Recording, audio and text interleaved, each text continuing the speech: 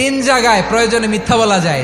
এক নাম্বার, আপনার ওয়াইফকে খুশি করার জন্য, সে একটু এরকম না বলে একটু কৌশল করে বললে খুশি হবে, ওটা বলা যায়। দুই নাম্বার, জীবন মরণের ব্যাপার, যান বাঁচানোর জন্য একটু কৌশল করে ঘুরিয়ে বললেন, এটা জায়েজ। তিন নাম্বার, দুইজন ঝগড়া লাগছে তাদেরকে মিলিয়ে দেওয়ার জন্য কৌশল করে একটু মিথ্যা বলা, ঘুরিয়ে বলা যায়। দুইজনের মধ্যে দেখলেন যে সম্পর্ক খারাপ, একজনরে বললেন, ভাই সে তো ওই দিন আপনার ব্যাপারে অনেক প্রশংসা। কি আমার ব্যাপারে প্রশংসা? কি বললো? এই বললো আপনি নাকি এই করছেন ওই করছেন, অনেক প্রশংসা। লোকটার মন খুশি হয়ে যাবে তার ব্যাপারে, ঠিক কিনা? আবার তার সাথে যার ঝগড়া, ওরে যে বলুন, ভাই ওই দিন তো সে আপনার অনেক অ্যাপ্রিসিয়েশন করলো, অনেক।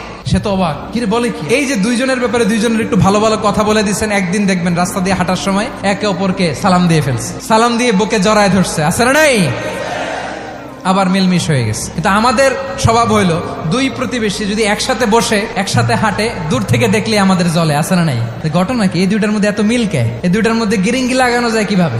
আল্লাহর কাছে তওবা করেন, এই মানসিকতার যেন আমরা না হয়, আমরা মিলিয়ে দিব।